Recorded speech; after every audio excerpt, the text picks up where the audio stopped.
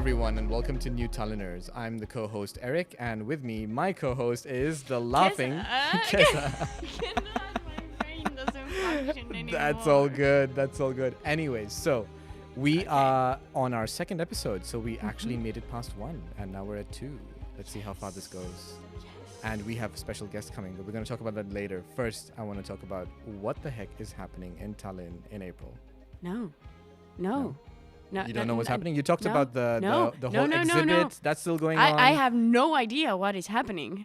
But what I do know, there is something I know, is that this episode, and the person who's going to come here is going to answer a lot of questions I have personally and with my experience. So what I'm talking about, right, is the question right now, is crypto and all the buzz around it.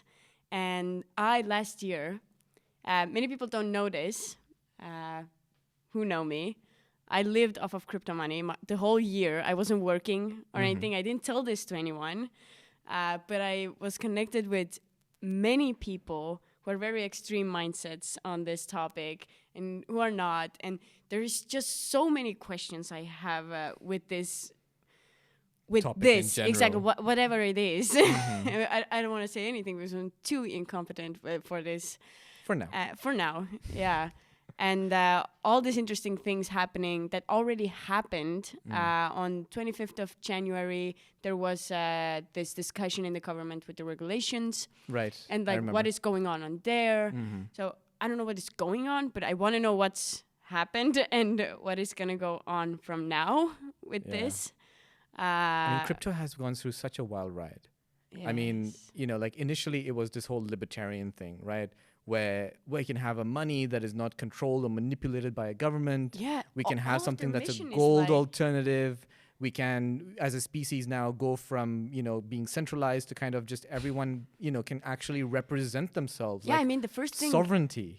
The first thing, these people, but not these people. So I have a very close friend. They are doing a very great thing with a pot in Estonia, and it's really working. And I mean, I'm the perfect example. But it's the extreme way of selling it or the idea behind it. I feel like the people who are selling it don't even know what they're talking about. That's what I felt. It's these promises like this. A freedom from, the banks and the government and to people to have money and do whatever they want in life and what they really desire. And it's all great talk. But then you also have people who are like, you have money laundering, you have terrorism financing, you have all this other stuff that, we can't police this and we can't control this. And it's like, well, I mean, I understand. Of course, we don't want terrorism happening and we don't want, people messing with stuff in ways that are, going to cause problems for people in general. But, it's an interesting philosophical conversation that I think overall, globally, we haven't figured out how to have. Exactly. But how Estonia got independent, we didn't have it all figured out. We just did what we believed in the moment was right and tried to understand it, right? So, yeah.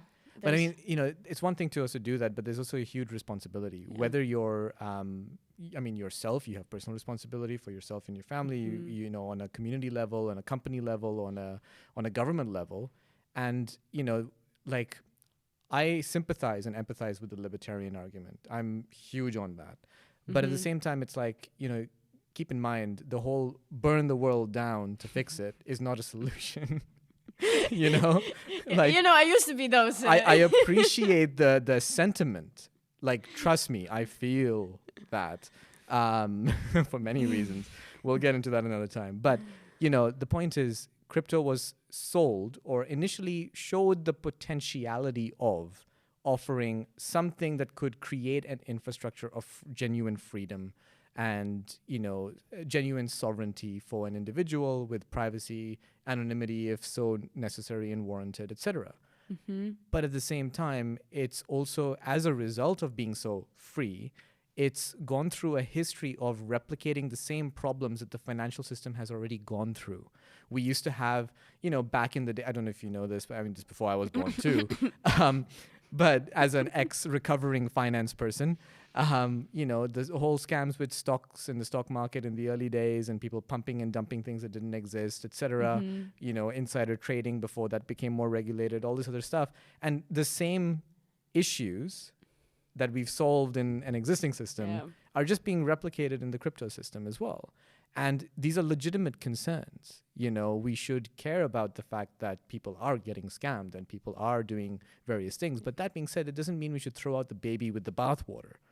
It's like there's something here, it's something of value. Let's have a sober conversation, not a hyped conversation, about what is that value proposition. Yeah. What can it actually solve? What can it actually give us? And how can we move forward together as a species, in a way that actually is useful? Wow, man. And that is what I want to talk to our next guest about. And I'm super curious and super excited because this is one guy who, I don't know if you know how I met him. I'm not sure. Backstory time. So my co-founder at my current startup, he and I met because I wanted to angel invest in companies. I know how you're going to. Exactly. And I was like late at night at a co-working space. And I was like, the founders who are working right now at this time, they're serious about their business. They are, they're not the 9-to-5 founders. They're the diehard founders. And there were only 2 founders there. One was my co-founder. The other was this guy. Oh, you never mentioned the other guy. I've only heard about the one guy.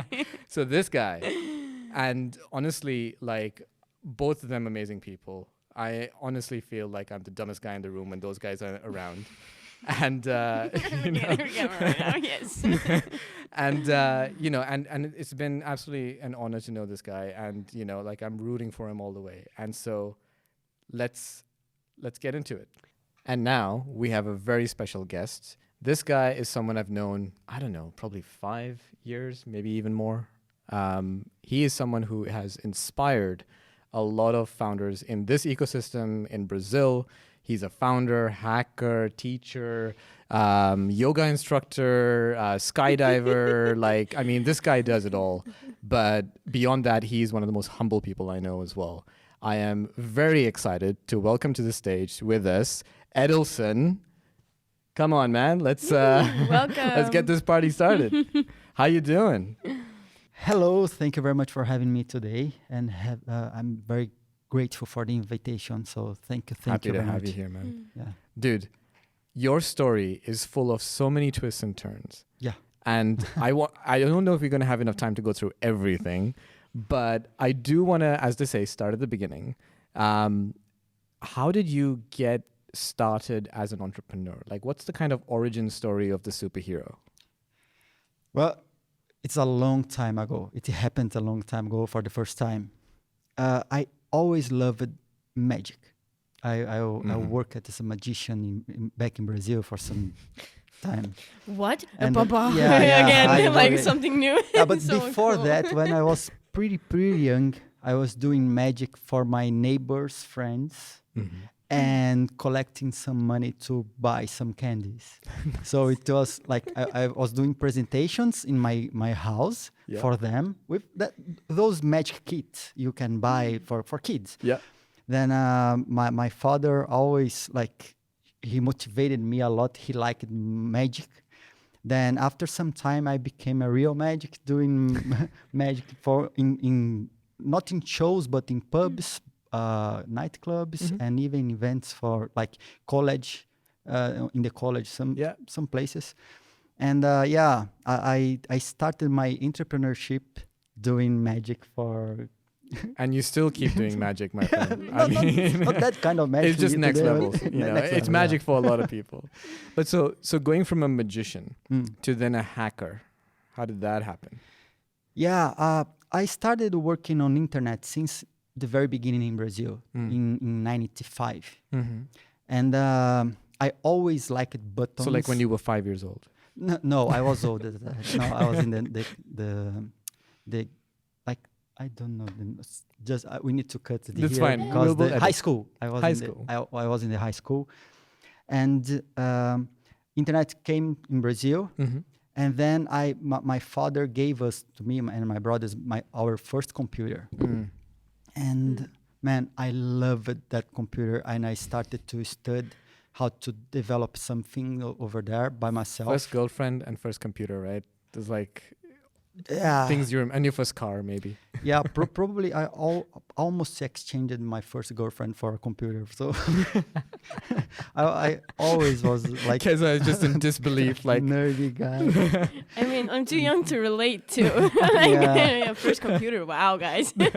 When I was younger than that, my family, they went like to shopping malls, and we had that places selling computers. right. Then they left me at the time. They left me in that section. Then went to the shopping mall to buy the things they were. Yeah, and I was like watching people and learning how to code something, just like to print my name and copy and paste my name many times in the screen. Whoa. And I was pretty young. That's why doing everyone that. knows you in Brazil. Yeah. Yeah. I'm very nerdy guy doing a lot of things. So I started in computing, doing that kind of thing Got it. because I was always interested in computing, in processing and developing things. But in entrepreneurship, when I was in the high school, I did my first program, my first app at that time, like for a kind of renting movies, like Okay. VHS, renting movies. So you did Netflix before Netflix did Netflix. Blockbuster. Yeah. At the time of Blockbuster. Yeah, Before exactly. Blockbuster Yeah. becoming the huge one, Right. we had these small places renting movies. Jeez. And then I did my first app for manage the movies in that place. Then the second app, I was in the high school yet. It was for managing some bus garages. Okay. The living and coming buses All in the right. place. Yeah. The parking place of buses. The bus and ports everything. and all. Yeah. And then I sold my first app for them for managing the buses. And Wow. I was in the high school. That was my starting doing programs, doing apps, and selling them. Nice. So basically, time you ago. were out of high school, successful founder with multiple, apps that you've created, and so Yeah, I mean, you never that's the worked story, right? employed. Yeah, I never worked as an employed in something. Yeah. I was always building my own things. Project. That's my projects. Yeah. That's I always say I had many businesses in my life, and the only place I worked as employed in that place was like a teacher in the college. The only place I What were you worked. teaching? I was teaching in the computer sciences over there, at the graduation in computer sciences, network administration, security, cybersecurity at the time, and operational systems. Got it. over Got it. there. So you mentioned something about hacking last time we spoke. How did you Yes. become a hacker? Like, my I'm really curious. I want to know what you did. It was a I mean, long if you time can ago, publicly yeah. say it. What happened was like I started in the very beginning of internet in Brazil, and the internet arrived over there through BBS, the bulletin board systems. Okay. And many of the bulletin board systems over there, they were paid and very expensive to pay. Then the first thing was like we just started trying to find ways to use the internet and the BBSs over there without paying. That was the first beginning of hacking something in my life. And after the high school, when I went to the college, I met some guy in the cybersecurity space, and I had my own BBS at that time. I was running in my house, my parents' house, home, some BBS over there. Then when I went to the college, I was doing computer sciences, and I met some guy in the cybersecurity space. He was, in my mind, a real hacker. Okay. Because he came from the underworld, Okay. like those communities of hackers. Then, because what he were doing with those communities, I was very impressed. Like, what, man, that's cool. I want to be part of this kind of thing. Then we were like huge friends at that time over there. Then he introduced me to the communities to those kind of communities, the hacking communities in Brazil at that time. And I met some awesome guys doing all kinds of things at that time, since hacking the telephone, the public telephone, just to make calls without paying. Bec- because we use that tokens, that small tokens to make a call. Yeah. And those kinds of things. And people were doing a lot of things. And then I met Linux, and a lot of people using Linux at that time to not use Windows anymore. And I learned a lot of those people. I learned a lot. Then we founded in Brazil in 96, one of the first cybersecurity companies in Brazil, me and that friend. Wow. And we started to sell services Okay. on cybersecurity. And like some big, huge television, they tried to be a internet provider. And we installed the entire infrastructure Whoa. with modems and the operational systems and Linuxes to manage everything for being an internet provider. So you literally made part of Brazil's internet. Yeah, totally. That's true, because I started in the very, very beginning. And I made a lot of friends in that field. And then I started working with cybersecurity and never stopped it anymore. And so how did you end up in Estonia? What's that story? It was a crazy part of my life.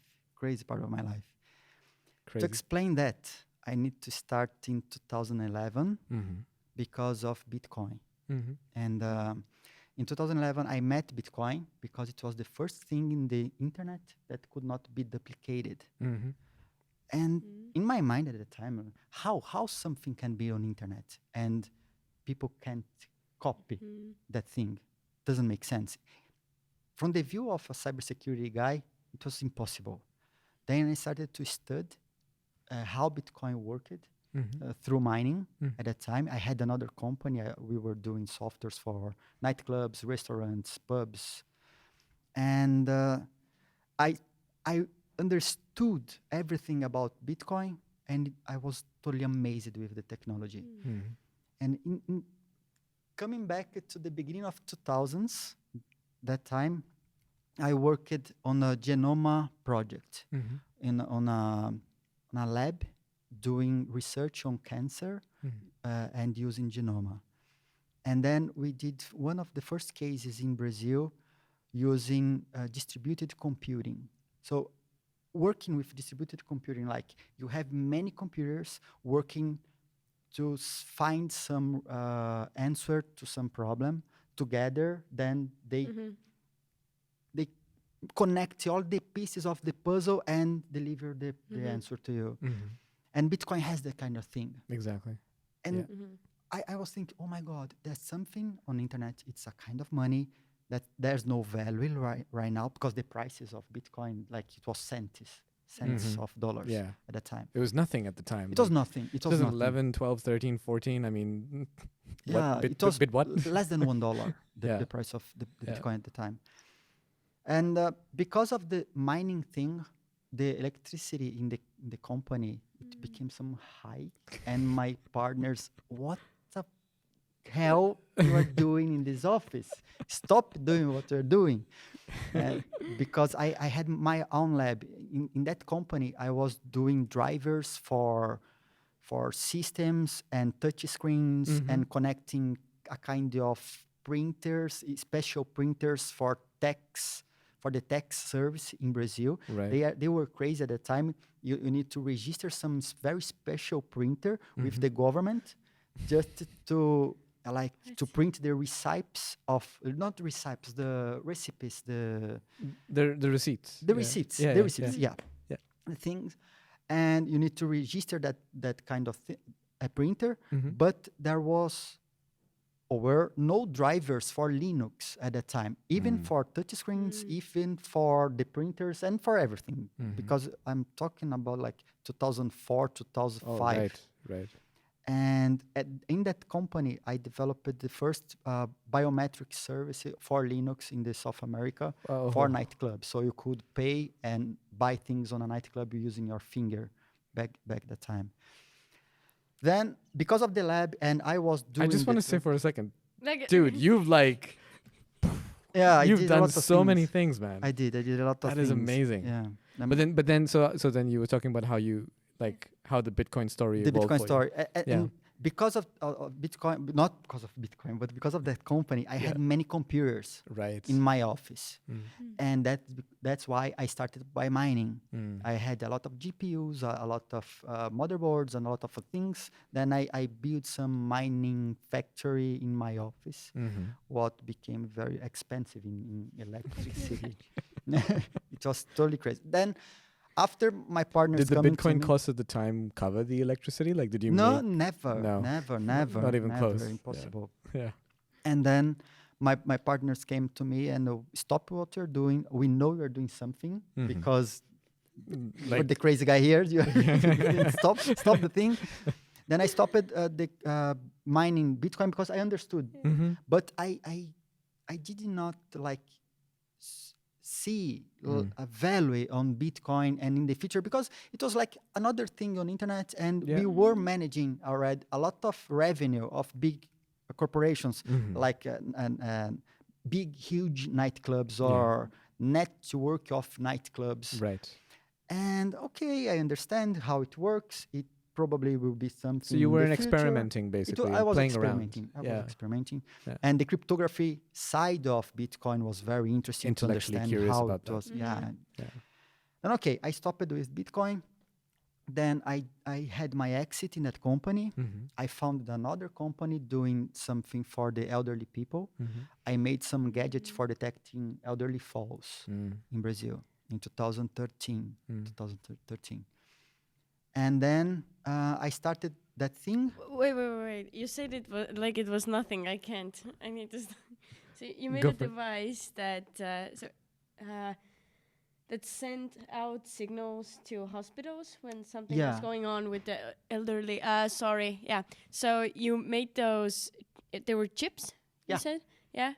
For elderly Like your people wearables, yeah. to use, so it would send out signals to the hospitals. Yeah. Right. It was for the family, not for hospitals, but for the family, because sometimes they just fall in their homes, and the family could be Monitoring and looking monitoring after. and That is amazing. yeah, it was. And You were doing essentially what we today call silver tech.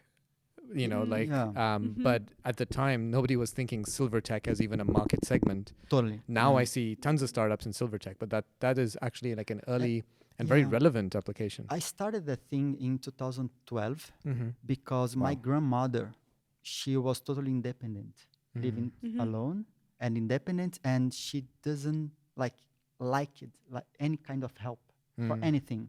And she was like 86, 87 years old, and going like on some chairs to get something in the high places in the and he kitchen. felt many times. Wow. He felt many times. He had many surgeries, but even with that, she was living I see alone. where your and, consistency is coming from. yeah. Then she died in that year, 2012, and I was thinking, oh my God, what could I do for helping those kind of things? Because it seems to be a problem. Then I started to research about the falling, elderly people falls, and even my parents, because they were like all the time worried about my grandmother. Oh yeah. They were not living like as a couple. They had no life as a couple anymore. My father and my mother never, because they were always worried about my grandmother. Then thinking about could I help? Yeah. Maybe. Then I started to research that thing. Then I built the sensor, the gadget. So you built the hardware I as built- well I as the built application. hardware. Yes, Wow. the hardware and the application for that, and it was like featured in a huge channel, in a television channel in Brazil as well. But Brazil has no like history of investing in hardware, so it was hard to find an investor for that kind of gadget in Brazil. They were like It's still hard today for hardware startups. I mean, Yeah. it's not really changed, and it's been It's like hard- almost it's 20 hard. years Even Yeah. here, yeah, Yeah. totally. Then I was thinking about in Brazil, the people are becoming old and less young people, more old people. The pyramid of age Yes. inverting. Yeah. And I was thinking, okay, I like this market. I think this market is the future, but I don't know how to stay here. Then I started to research how to distribute some products to help the life of those people. Then I built a marketplace. It was the biggest marketplace in Brazil in 2014 and 2015, selling products like wheelchairs, bath Right. chairs, and stickers, and everything for the health of elderly people.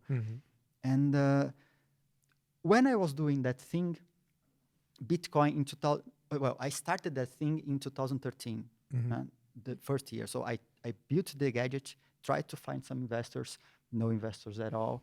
Then I was thinking, I want to stay in this market. I will build something to have my own money and finance Still do it on the side. the thing in the Yeah. future, maybe. Yeah.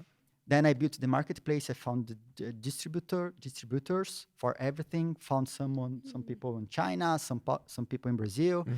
Built the distribution channels over there in 2013. Then Bitcoin went from $100 to $1,200. I remember this. Yeah. Something like that, in the beginning of the year. That's when I first sold. And and a friend of mine, he asked me, man, do you know something about Bitcoin? Yes, but when I was looking into Bitcoin, it was cents, not $100, because I stopped looking into Bitcoin. Then I was not interested in using Bitcoin or doing some, because people asked me to build some exchanges, Bitcoin exchanges Right. at that time. Right. And my previous company, I was managing revenue of many companies, the nightclubs. And it was a lot of money. And I know the problems, the liability of managing other Money. people money. Yeah. I didn't want to work with that. Yeah. The financial Then regulations, the Regul- bureaucracy, oh the my red God. tape. Yeah. Ain't nobody got time for Insurance and a lot of things. Then, okay, I was monitoring and following the market, the Bitcoin market at that time, but not did anything in Bitcoin field. Then in the end of 2014, I saw a case of the University of Nicosia in Chipre. that. They authenticated the graduation certificates on Bitcoin blockchain Interesting. very manually, Right. but they did it. So When there's I an immutable record and verifiable record of Verifiable the certification. records of Yeah. graduation over there. Mm-hmm. When I saw the case of, oh my God, it's involving cybersecurity, it's involving Bitcoin, because the infrastructure was of the chain Bitcoin, to use. that amazing thing, I like it since the beginning. That's the thing I want to do, because I don't know if people over here know about that. In Brazil, we have a lot of bureaucracy. And because of bureaucracy, a lot of corruption. One example I always talk about is, if you sign a document in Brazil, you need to go to a notary to stamp the signature. If you have 5 signatures, you need to go to each notary, where each signature is registered, to get a stamp on top of the signature. My Every God. Estonian right now, I'm not signing anything there. Yeah, Estonians don't know about that. They even don't realize that kind of thing can happen. And because of that kind of thing, in Brazil, the notaries, they are a huge institution, strong institution, With lobbying power. with a lot of power and lobbying power. Then, thinking about authenticating documents or something, I was thinking, I want to do something with Bitcoin, but not just for authenticating, but for solving a problem that is, I worked as a musician for some time over there. And then authenticating compositions, authoring music, authenticating music make a lot of sense, because in the law, the Brazilian law, the rights of the composition, the art, Copyrights the and- copyrights, Yeah. they born with the art. Right. Like Exactly. if you produce something, You have the right. you have the right. Yeah. You have the right. You don't need to register anything in any place. Mhm. But if there's some questions or people go to the justice to say, "Oh, it was mine. You copied," or something, it's good to have a precedence, to have something to prove Yeah. you did it before. And authenticating things on Bitcoin makes a lot of sense. Then I built the first version of my OriginalMy was a platform for authenticating art for creators, all kind of creators, writers, musicians, and everything. Just after publishing, then I became an entrepreneur on crypto field because of Bitcoin. And I was running both companies at the same time, the marketplace and OriginalMy authenticating things. Okay. Because OriginalMy... Did you sleep at all? No, never.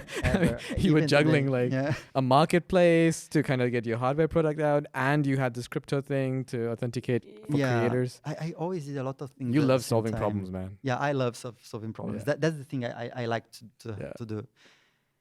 Then 1 month after launching the thing, and it was like a side project. I just 1 month after launching the thing, it was very like see what happens. Yeah, some very famous guy in Brazil. He's a lawyer, and he writes in the biggest journals and magazines. He has a TV show and everything. He wrote an article for a big blog, for a big website, saying the end of notaries. When he was like aware about what I was doing. Watch out, somebody's coming. Oh, then it was crazy. My life went crazy because of that. Right. Because I launched it on, like it was a soft launch. It was not a launching. I just announced it in the Just put it out there. ecosystem. It was working. Then 1 month after, the end of notaries. Then they started calling him to explain what I was doing, and they became aggressive. Right. And the things were very strange at the time. And they like invited to do some workshops to them.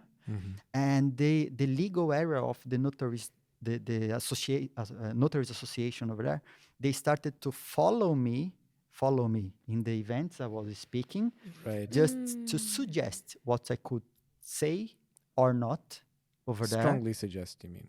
The uncontrollable press. Like they made you an offer you couldn't refuse, like the Godfather said. Right? Okay. Like, but not to joke about it, that's pretty serious because you were a threat to their business. Yeah, right? totally. I received some threats from them.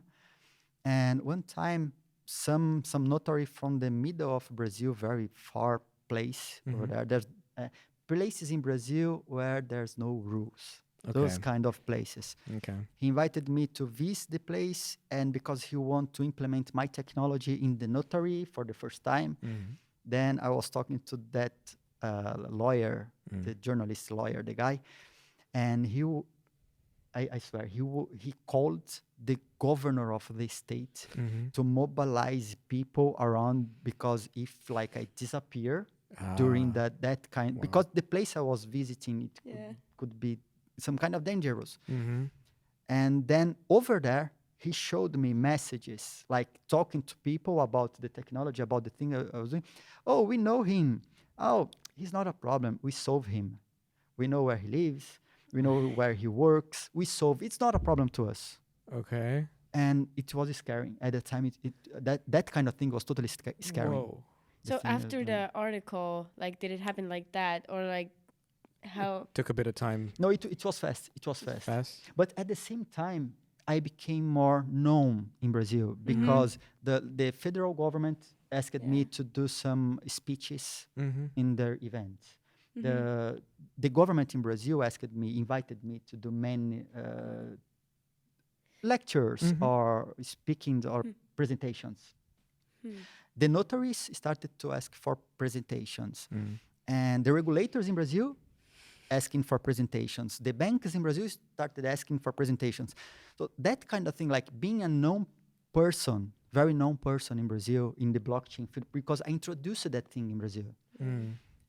Probably it was like safer for my life at that time, because some people, they were not happy about what I was doing. Yeah. Obviously, yeah. Yeah, and that's one of the challenges, right? When you're doing something innovative, like truly innovative, and you're genuinely trying to help people, which is exactly where you're coming from. And I know I've had the pleasure of knowing you for a few years now, and like you are honestly, for somebody as innovative and disruptive in a very positive way, you're so humble about what you do. No, thank you. Like no, but I that. honestly, and like, but yeah, people see it as a threat, right? Because you're not being aggressive about it. You're not saying, hey, I'm going to remove your business notaries or whatever. You're just saying, hey, there's a better way to do this, and let's do something better. You know, let's move on and upgrade ourselves. And they're like, no, we want to stay dinosaurs, and we want to eat you. Or they stick really close to you and start being your friend. Or that, and that's the other thing, right? Because they want presentations, but they're really trying to say, okay, let's take some notes, and then Exactly. yeah. So then what happened? One example, sometime it was like 7:30 a.m. I received a call from the president, the CEO of the Notaries Association in Brazil, asking me to remove some pieces on Facebook, marketing pieces on Facebook. Another time, he called me to remove the register because in Brazil, he said, people, you know, my friends, my colleagues over here, they are asking things, and on your website, you have here, register, like open an account, register. Because who registers in Brazil are just the notaries.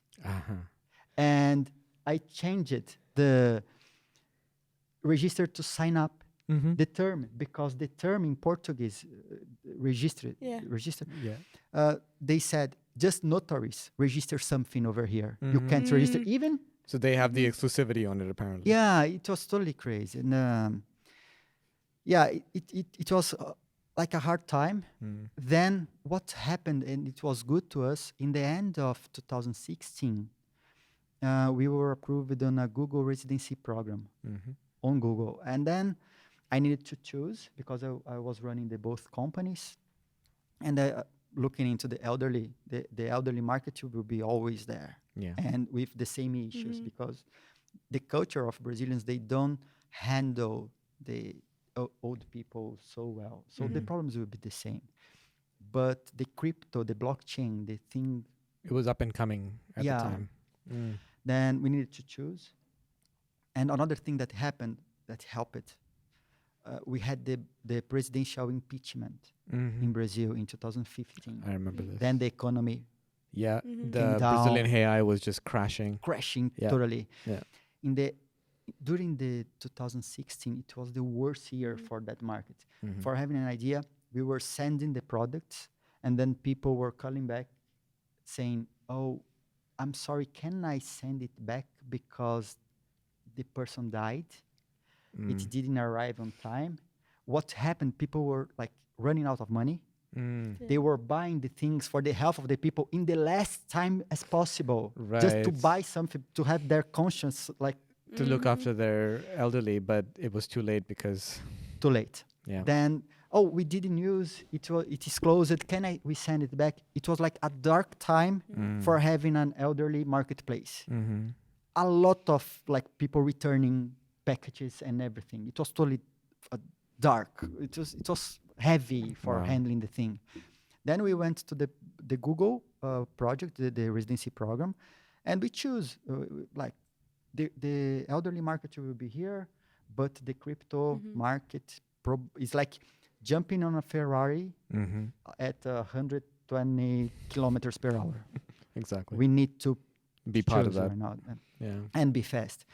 Then we closed the other company and stayed just with OriginalMy and running a new thing, like a real company, hiring people, doing marketing, selling, and everything as a real company. So OriginalMy, then you were authenticating creative content essentially, and essentially providing a alternative to like a signature in a way, right? Oh, yeah, it was the second step of the company. Right. Because when we started to authenticate documents for IP over there, intellectual property, Yeah. people started asking us, oh, but I want to sign a document on blockchain because we need to go to another to sign something. We don't want to go to another. We want something to sign the document. And the platforms for signing things at the time, they were like, click on a link and it's magically signed. But there was no proof the thing was signed. Like, I mean, I could send a link to myself and sign for you. Like, how do you know exactly. it's me? Or leave your computer open, Yeah. someone goes and when it went to the justice, Yeah. they were saying that kind of thing. Yeah. I didn't sign. I Yeah. didn't. Somebody else clicked the Somebody link. How do you else. know it's me? So yeah. Then trying to understand how to solve that problem. In Brazil, we have a digital certificate, like the smart cards you have here in Estonia. But just 2% of the people in Brazil has that Right. thing because it's pretty expensive. Oh, okay. And they are focusing on companies. They created a law. If you invoice something, you need to register that invoice with your digital Smart card. signature. Okay. But for companies, not Yeah. for people. So people don't use. Just 2% of people has.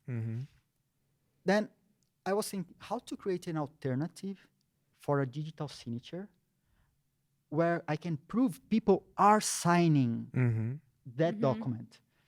Then I created a protocol for identification of people. So identifying people, issuing a digital certificate, blockchain-based. Because today we know about the NFTs. It's Exactly. easier to have something on your identity. At Yeah. that time, they didn't understand. Yeah. And that's why a blockchain digital signature. And we were issuing for free for people. Wow. And charging companies who were requesting the signatures on documents. So who registered the document to be signed, we charge that person or that company, Yeah. not the signatories, Yeah. people who will sign. Makes sense. And then some other people from the digital certificates over there, they became angry because we were providing something for free to people for signing the thing. When I was finishing the protocol, that same lawyer who wrote the article, Notaries are dead. yeah, he came to me and asked, man, this protocol you are producing, you are building, it's amazing because we can sign public petitions and send it officially to the government. Wow. In Brazil, it happened a few times, like since the Brazil became a democratic country. It was 1988. Just 4 times people collected signatures on public petitions and delivered to the government. Right. And there's a law, if 1% of the people sign the public petition, the government must vote.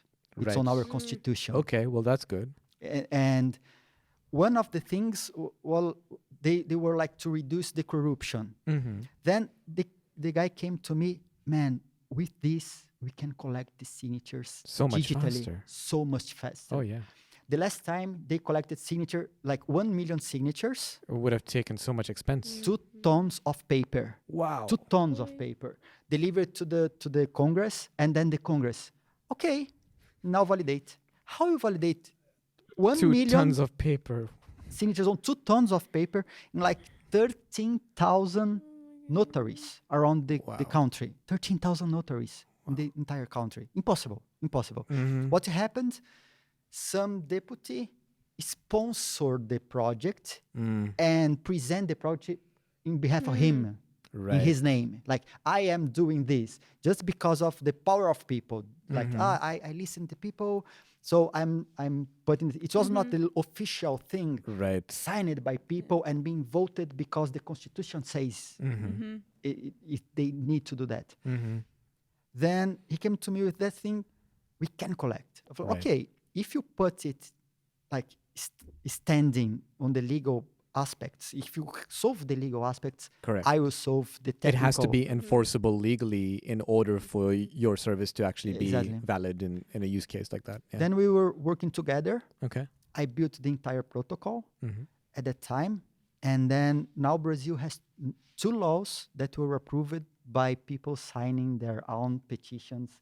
Like they propose the law, collect the signatures, and some states in Brazil already accepted the thing. So it's a huge step in Brazilian That is democracy. amazing. So basically, your protocol is an officially like court recognized, government recognized protocol for. They try to authenticating. deny, some places try to deny because Right.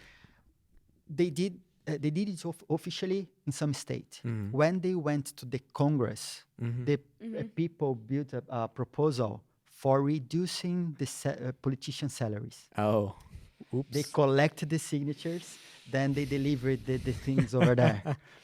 Then they like, I don't want to vote that kind of thing. And it is stopped for years Jeez. in the voting, the desk of the guys over there. Well, the It's government there. doesn't like competition, right? Yeah. Yeah. But that's the kind of thing is happening over there. It's crazy, but it's interesting because the thing I created, it is moving somehow, is moving people to do the democracy better. Yeah. That's important. That's in the a whole country like point. Brazil. I mean, like, I'm kind of shocked and appalled. I mean, in a way, like it was so spoiled in Estonia. Yeah. It's like your government here already said, okay, let's just, we can build it as we want to. Let's just go straight to the chain and let's just kind of do this digitally. Like, what was it like? I think during tax time, it was, a quarter of the country within the first day already filed their taxes in Estonia. And 99% of them did it fully online. Oh, that's And crazy. half of those were on the mobile phone. Oh. Like, That's amazing. I mean, but was compared to that type of process where in Brazil, around the same time, Yeah. this was happening. Wow. Yeah, it just crazy times. As I said, we did some kind of cool things over there, Mm-hmm. and people started to like threatening us and me, and Man, you can't live like that. So what did you do? yeah. Then we come to 2017. In 2017, we launched that project for collecting signatures on public petitions. Got it. I went to New York to launch my own app of signing documents, general documents, Okay. doing the identification, issuing the digital certificate, blockchain based, and signing the things. And the ICO thing in Oh, that was the the world, ICO there was craze. like growing and crazy things happening. And people came to my booth over there. I was in the biggest event, blockchain event in the United States, the Consensus, the biggest one I in know the it. world, Yeah. presenting my project done. I was launching the thing. Right. And then people coming to me, when we will launch the thing? No, It's launched. launched. But what about the ICO? No, we are not doing an ICO. I'm just launching. The app The is product, here. you can use it. It's an actual thing that you can use. Unlike ready. ICOs It's that here. were raising money on Yeah. toilet paper. I'm not doing that. I'm not doing I have that. a real product. I It have it here. works. And then, oh my God, a lot of people are doing this kind of ICO, and it's so hard to raise money in Brazil to our projects because or the VC don't understand, or it's Yeah. not the thesis, or Yeah. they. Well, they're real estate investors, not tech investors. Yeah. So. Then I went back to Brazil after the ICO bomb in my mind, because it was like blowing my mind with all the companies were doing ICOs. Why I am not doing this kind of thing? They are raising millions, and I On have no nothing. money. I have nothing. I don't have money for 6 months ahead. What? Then I start talking to more VCs because we were in Google. They presented us to many people, and no one were like willing to invest on us. So wait, you had a working product Yeah. with people using it, Yes. and they weren't willing to invest versus they're happily putting millions. Because they didn't understand the market, they didn't understand blockchain or the technology, Exactly. or we were doing something for something I heard over there. You are doing some global product. We don't invest on global products just for Brazilians. What, man? What? Doesn't even make sense. And another You know, one. I'm shocked that people, LPs, like rich people who are private, put their money into these funds run by monkeys. Yeah, totally. Like what? Like there's amazing people like you and others out there doing things that are going to really change the world, and they could just be getting direct access without paying 2% plus 20% on profits. It was shocks sad. me. It Shocks was me. totally sad. Totally. It was Yeah. totally sad. And I saw many startups doing a lot of bullshit, doing first marketing and then With the no product. Exactly.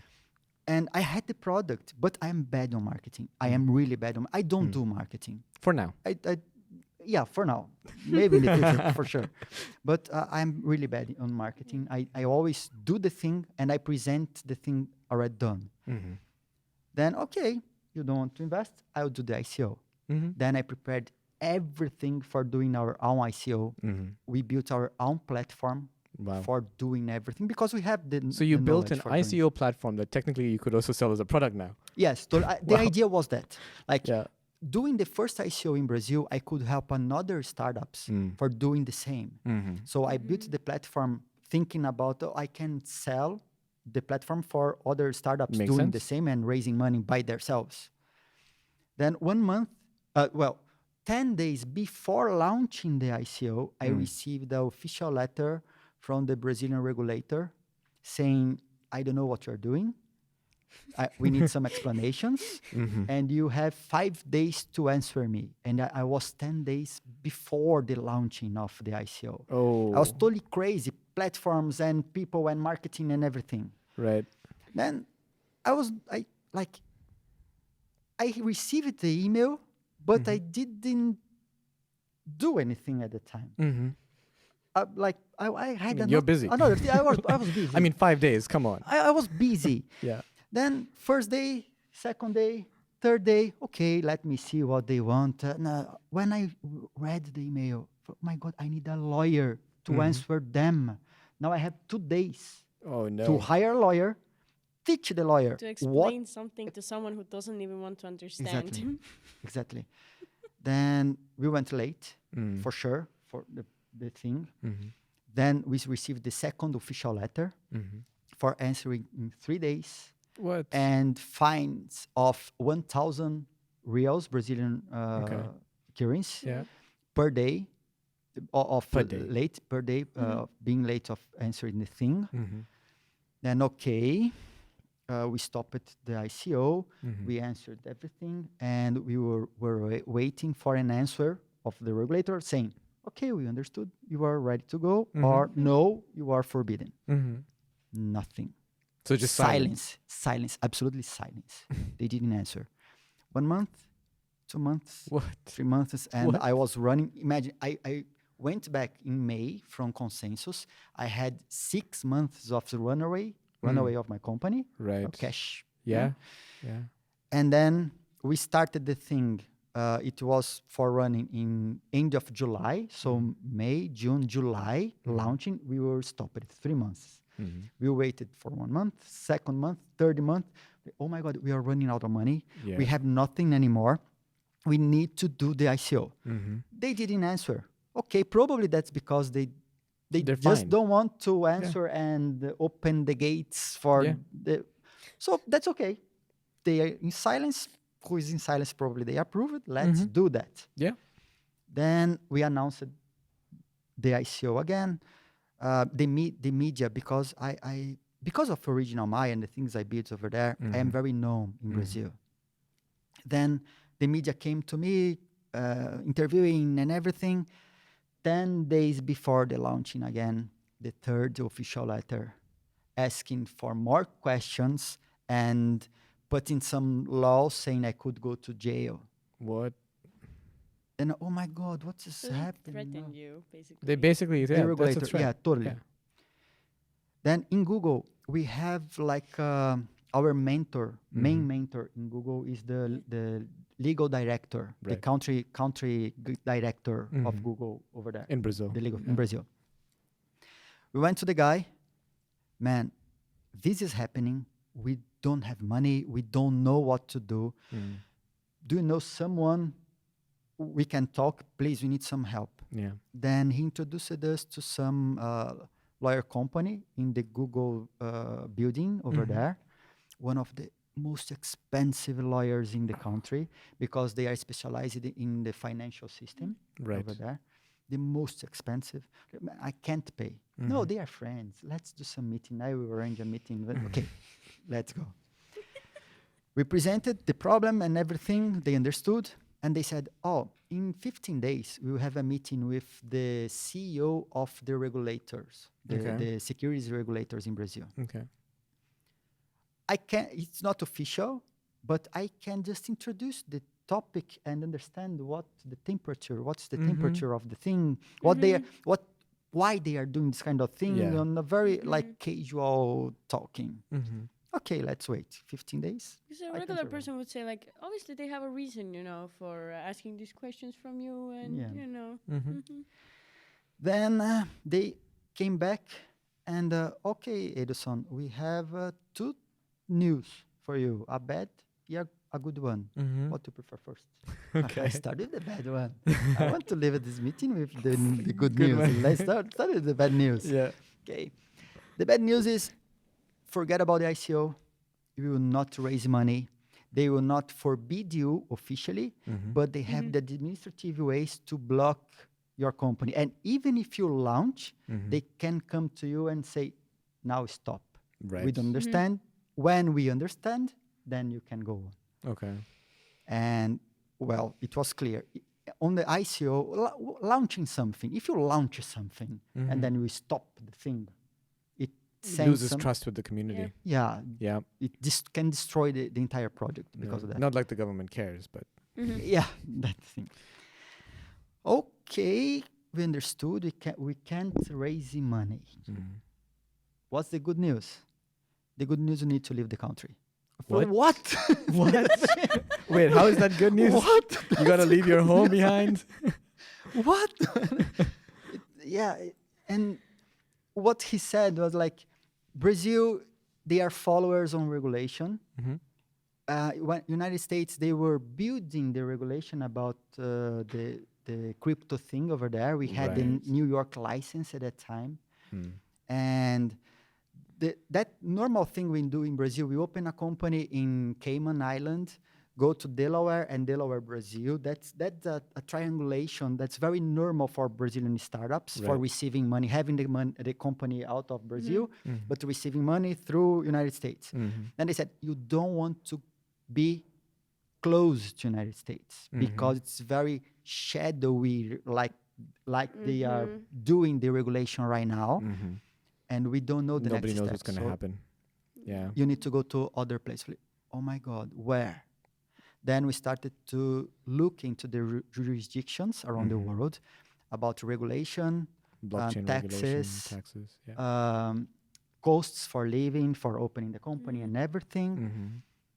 And we made a you were matrix. literally shopping around the world for a good place to go. Totally. And I read the regulations of like 40 countries. Whoa.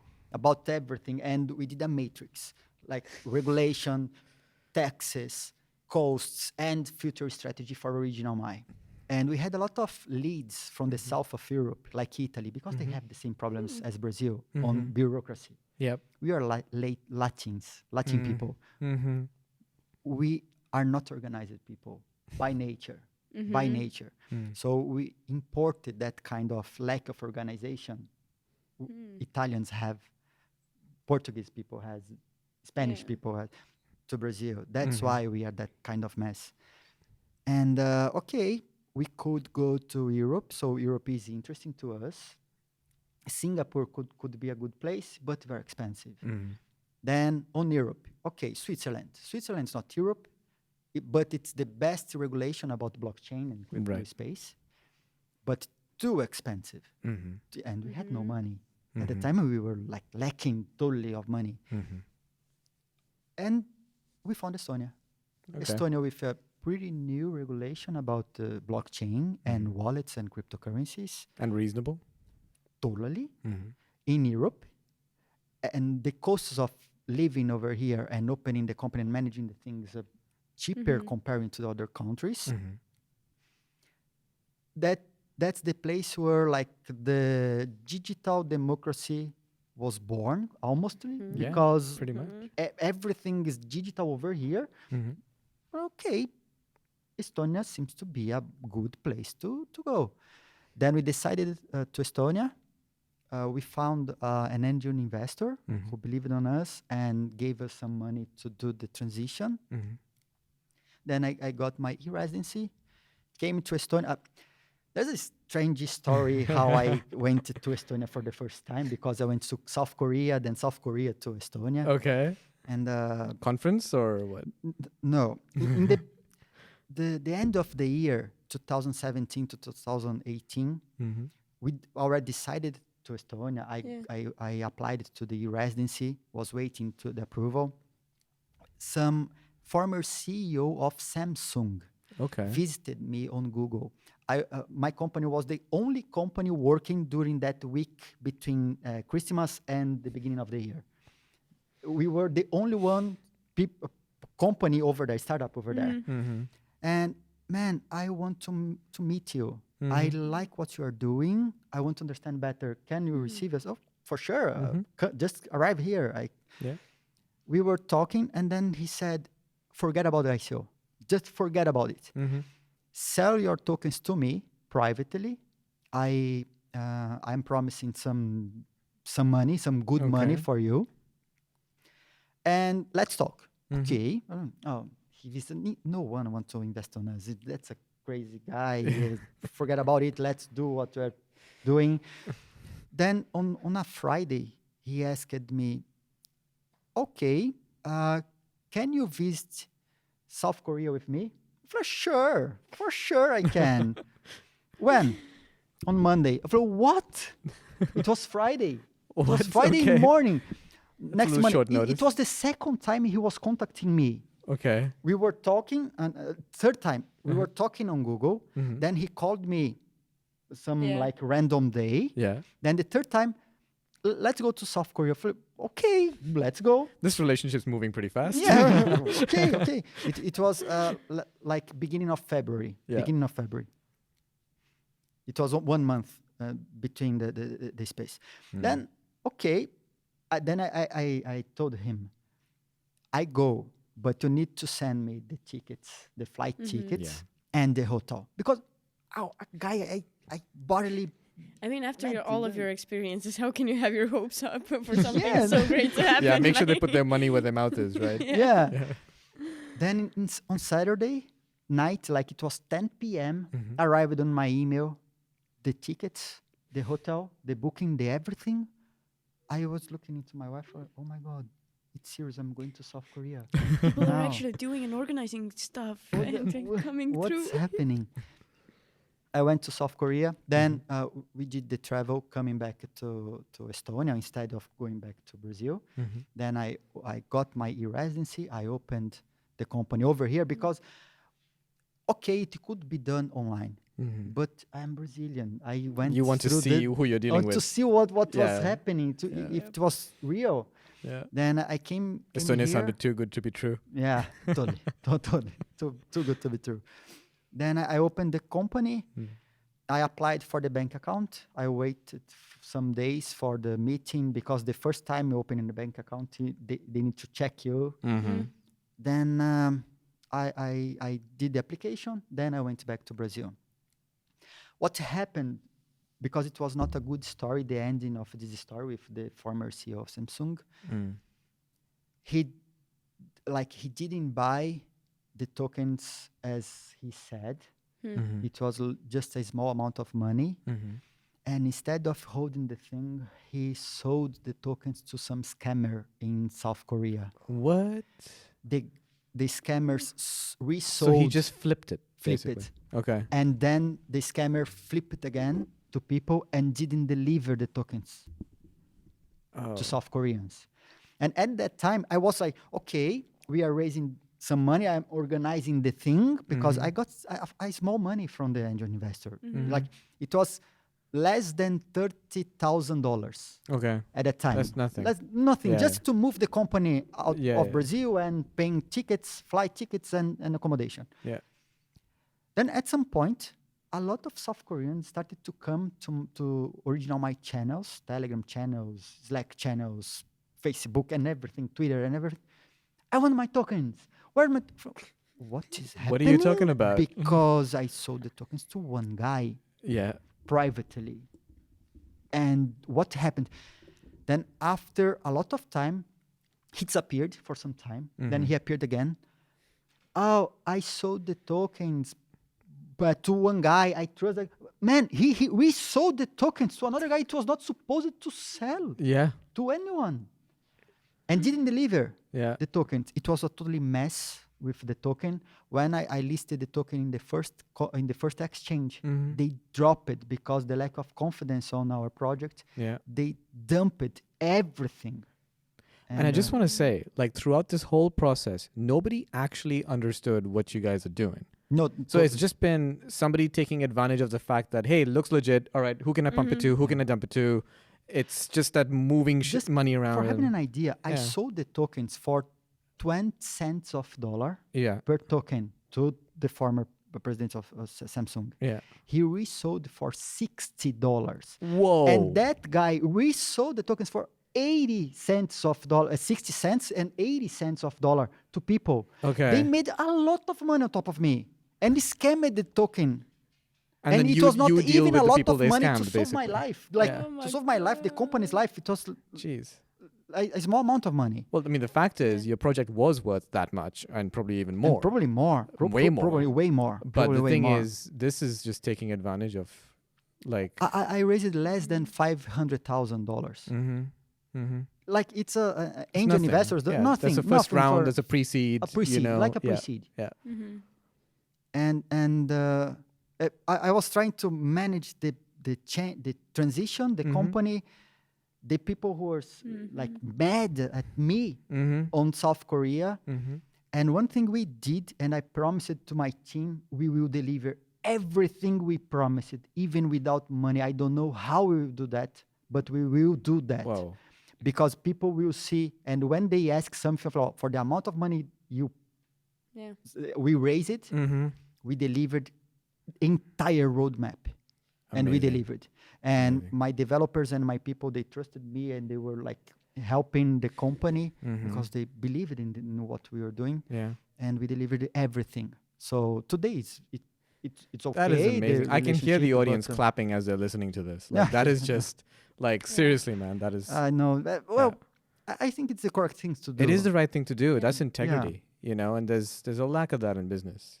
And as OriginalMy was not ever a kind of company who just made promises and didn't deliver. So even we were, sorry about the word, but fuck it, because people Yeah. did that kind of thing to us Yeah. all the time. We delivered everything, so they can't say anything about the company, about myself, my honor, and everything, because we made all the promises we made. Yeah. Everything. So was- then how's it going with OriginalMy? Like, what happened after you? So you moved to Estonia eventually, Yeah. right? So you got the company set up, and help me understand, like, kind of, while your team was building and delivering on the roadmap and everything, you then moved to Estonia. yeah. So What happened in the end, because of the threats and everything, I decided to move myself. And my wife stayed in Brazil for 2 years. But she's my partner in the company since the beginning. In the previous company for the elderly partners in people, business and life. partners That is in amazing. business and life. And we met in a very unusual place. Like we were skydivers together. Okay. So we met in the same skydive school. We worked it. I was in skydive instructor as well, and she was helping to do editing in my videos. I worked as a camera flyer. I did Okay. many recordings for television and everything, and doing sky. So and you guys were literally thing. falling in love. falling in love. That's the thing. Then That is we met amazing. over there, and things happened, and Amazing. we are together since then. And she were there in Brazil managing the team because the entire team was in Brazil. She was managing everything, the commercial area, the operational area, helping me with the developers, the marketing team, and everything over there. And I was here alone in Estonia. It's got to be hard though, being away from family. It was. Yeah. It was in some, it was totally. But someone needed to do that. Huh? I know. I Someone needs to mean, do that. when you have a mission, right? Yeah. Then I was here trying to open the relations with potential investors, meeting another countries and the needs of other countries, doing partnerships for the company. And I was running everything by myself over here, and she was doing over there. And well, that's what we are doing right. Well, right now she's in Estonia, living with me. Finally, Yes. since last year, and we are managing everything from Estonia right now. So you're both new Tallinners. Yeah, we are both new Tallinners. Yeah. And I almost, a part of me wants to go into like, more, hey, how has your life been in Estonia and everything as a new Talliner? But at the same time, I want to know how the story goes since then. So she moves over, she's COO and everything, CFO and so on, and you're CEO, CTO essentially, right? So you've been trying to do partnerships, investors. Are you raising, if I can ask? I mean, it's, it's March 2022. And if you are raising, it would be very interesting because, as you know, Latitude 59, all of that is coming up in soon. I don't know the exact dates, but yeah. And are you going to be open to VCs, angels? Sure. As a startupper, nah? Yeah. I am always open to talk to investors. I did it many times. Probably here in Estonia, I had meetings with all the investors over here. But you want the right projects. Investors. That's the problem. Because they don't understand what we are doing, because they compare what we have with what Estonia has as a country, right? And I have as a startup, and they don't understand the problems and the struggles other countries have. The value proposition, right? My product doesn't help in Estonia, because everything in Estonia is digital, but it helps third countries like Latin America, like even Africa, Southern Europe, even some countries in Europe. Yeah. And it was crazy because in some meetings over there with Estonian investors, they said, I don't see a product. Well, you have nothing. Let me ask you a question then. So the signature I get, right? Of course, the Estonia has a blockchain technology. Sure. So maybe the Estonians won't get that. But wouldn't they be able to see the value proposition of timestamping on a blockchain IP, whether that's creative content, whether that's maybe even patents, whether that's, I mean, there's so many applications here. I tried many approaches, and they don't seem to be interested. I don't know. I really don't know. Probably, or I don't know how to sell myself and my product. And it's reasonable. It happens. We don't know if I'm not showing what we do properly, or they just don't care. Some investors said, "Oh, your company is selling more. Your main market is Brazil. We know nothing about Brazil and Latin America. The market." But I mean, you have global applications. Brazil's just your go-to-market at the start. I don't know. No, I don't know. It sounds like they're making excuses. To try to be polite, maybe give a random excuse rather than just say, hey, I don't know if, you can do it, or if you need more help and I don't know if I can help you. A lot of the time I've noticed this with investors. They say no with one excuse, but really there's probably something else there, but they just don't want to admit it. That they just, hey, I don't understand enough how you're going to make money. Or I can't intellectually comprehend it, so I'm just going to give some excuse that sounds legit. I mean, it's challenging for them to see out of their perspective, right? Something new. But that's a sales challenge too. I mean, as a salesperson, you want to be able to think about positioning it rather than talking about the technology, which is amazing. And it's crazy because we were awarded many times here in Europe and around the world doing since pitch competitions. Or doing presentations about what you are doing. Like UN, they listed OriginalMy as one of the real use cases for blockchain doing social the UN good. Has recognized you. Yeah, they listed us on our official report. Wow. Over there. Doing something for governments and institutions. We were awarded in cybersecurity because of the privacy and protect of personal data we do. On Dubai, in the biggest investment event they have over there, like the annual investment meeting, I remember this. Yes. the biggest one. Yeah. We went finalists in Japan, introduced by Estonia. We were finalists in the Horizon 2020. I went to even the European EU's Commission. recognized. Yeah. I went there to do the final presentation. I was finalist over there Wow. because they understood what we are doing. We're not the winners because the winners were just one company, but we were finalists. I went that's there serious. to Brussels to do the presentation. Yeah. We won a lot of things. Some people see the value about what we are doing and how it can impact positively people around the world, but not for investors who want like fast money back, the return, fast return, because we need to do a lot of things on education. Governments are talking about regulation on blockchain, and the bigger The uncertainty factor. probably big players like IBM, they are selling. We have our own blockchain. We are selling blockchain, and some companies, but everything is bullshit because we know it's not a blockchain. It's totally centralized for them. Yeah. And we found a way for doing everything on a very transparent way, using real blockchain. That's not good for anyone. You know? Well, I mean, but that's the other thing. I mean, You know what I mean? Like, that's not good the for cool ones. anyone. The transparency. I mean, it's good for everyone, just not specific people. Yeah. But the thing is, you know, it's funny because in some startup and mostly tech circles, and you probably know this, we always say that in a way we're almost at the stage as a species now where the way in which governments were designed in the past, and Estonia has proven this, is irrelevant.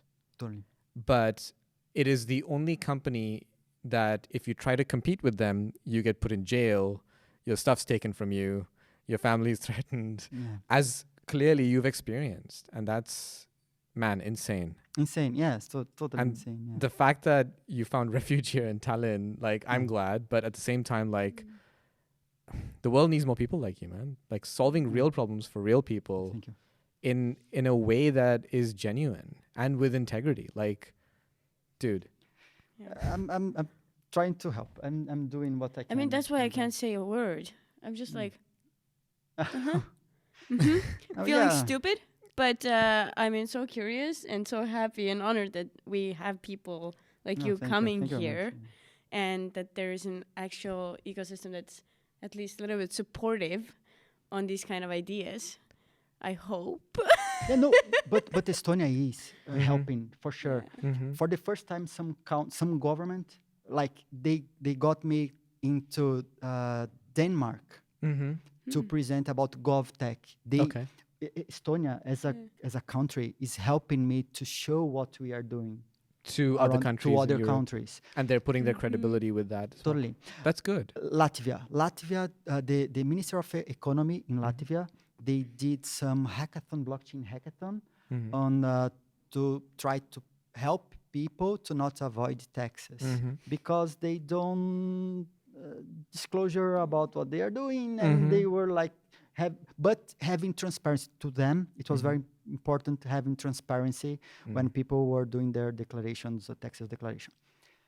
Then some people in Estonia, they invited me, oh, Edilson, you could represent Estonia in that event in Latvia?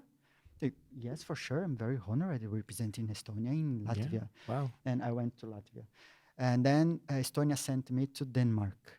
Estonia sent me to Lisbon to talk and show people how Estonia could be a very good ecosystem to bring the startups, because it is. Over here, I can talk. If I want to understand what the government is doing in some very specific field, I just schedule. I find people in 3 days. I have the meeting. In Brazil, it's impossible to talk to any politician or anyone from the government. It's impossible. And over here, I have access to people. Because of the size of the country, everything is closer. Partly, yeah. But there's also an openness to ideas. They are very open to ideas. Yeah. They are very open to ideas. Yeah. And that's they something, listen. At the least they listen. Baltics in general, Estonia particularly, but I've seen this also in Vilnius, for example, in Lithuania. But like in general, this region, the openness to ideas, I think it's also because they genuinely want to self-improve. Totally. You know, I mean, they've already right. gone way ahead of other countries, but they know that just because you're ahead now doesn't mean you're going to be ahead forever. Yeah. It's an always ongoing thing, and you want the best talent, the best people, the best solutions. So the thing Yeah. that's not going very well with investors, Mm-hmm. it is totally the opposite when I talk to the government or the openness of the government Yeah. to receive my company and my project over here, Mhm. understand what we do, and present us, open the channels Mhm. in Japan, in Denmark, in the Nordics, Mhm. even in Portugal. It was easier because we speak the same language over there.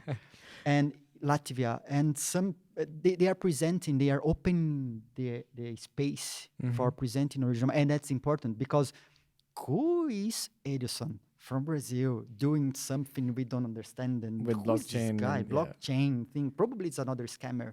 Probably it's another guy who did an ICO. Yeah. Probably he will sell NFTs. Some monkeys, Some smoking monkeys. some bored monkeys.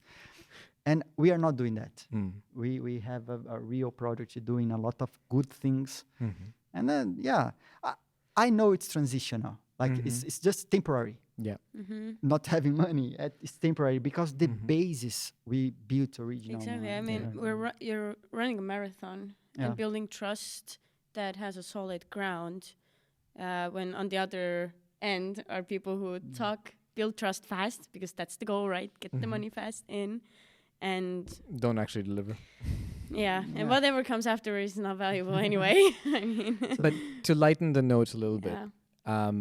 Seriously, Latitude 59, think about how you want to pitch and raise. And if investors are listening to this, angel investors from around the Baltics or around Scandinavia, this is a guy I've known for years. And No, thank we you are very much. customers. We are happy customers because we have some investors that are international from different countries that don't have digital signatures like Estonia. And our preferred method, I mean, we have other like digital doodles. Yeah. Because people understand that, but we put OriginalMy as our preference. If you don't have an Estonian ID, please use OriginalMy. Oh. If you don't want to sign up there, then you can use the doodles because we need to move fast, but please sign up for OriginalMy. So, and we're going to keep pushing that. Yeah, thank you very much. Man, thank you so much for taking the time. Thank you for coming. I want to hear more about this story. We're going to have you on again. And I know I'm surprising you with this, but I have an ask. Blockchain is a confusing area for so many people, right? Because a lot of people don't really understand it. Totally. And at New Tallinners, we want to give voices to people in Tallinn who are doing amazing things and who have something to contribute to the community and help them understand and self-improve as we do.